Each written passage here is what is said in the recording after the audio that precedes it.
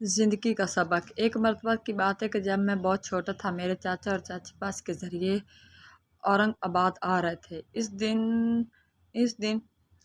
کنڈ گھاٹ پر ایک بس کھائی میں گر گئی تھی اور ایک بہت بڑا حادثہ ہوا تھا۔ کئی لوگوں کی جانیں چلی گئی تھی اور کئی لوگ بہت زیادہ زخمی ہو گئے تھے۔ چاچا اور چاچی سے ہمارا رابطہ نہیں ہو پا رہا تھا۔ ایک مرتبہ کی بات ہے کہ جب میں بہت چھوٹا تھا، میرے چاچا اور چاچی بس کے ذریعے اورنگ آباد آ رہے تھے۔ اس دن کنڈ گھاٹ پر ایک بس کھائی میں گر گئی اور بہت بڑا حادثہ تھا۔ کئی لوگوں کی جانیں چلی گئی اور کئی لوگ بہت زیادہ زخمی ہو گئے تھے۔ چاچا اور چاچی سے ہمارا رابطہ نہیں ہو رہا تھا۔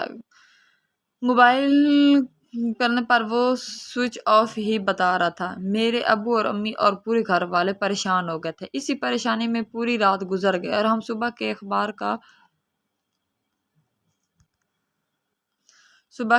کا بڑی بے چینی سے انتظار کرنے لگے تاکہ حادثے کے صحیح خبر سے واقف ہو سکے۔ صبح جیسے اخبار آیا، میرے ابو نے مرنے والوں کے ناموں کی فہرست کو بے غور پڑھنا شروع کیا۔ اچانک میرے منہ سے یہ نکلا کہ کاش ان کا نام بھی فہرست میں ہو جاری ہے۔ یہ سن کر غار کے سبھی لوگ حیران رہ گئے اور مجھے دیکھنے لگے۔ تھوڑی دیر بعد مجھے اپنی غلطی کا احساس ہوا۔ دراصل میں یہ کہنا چاہتا تھا کہ کاش ان کا نام اس فہرست میں نہ ہو۔ اخبار میں مرنے والوں کی جو فہرست چھپی ہوئی تھی اس میں چاچا اور چاچی کا نام نہیں تھا۔ گھر کے سبھی لوگوں نے سکون کا سانس لیا۔ چاچا اور چاچی دوپہر کے بعد اورنگ آباد پہنچے اور یہ سارا ماجرا سن کر وہ ہنسنے لگے۔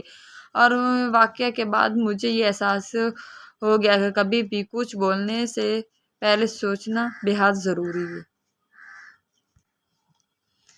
کہ بغیر سوچے سمجھے بس آؤٹ پٹنگ باتیں بگاڑنے سے نقصان تو الگ ہوتے ہیں اور لوگوں کے نزدیک عزت اور قدر بھی گھٹ جاتی ہے۔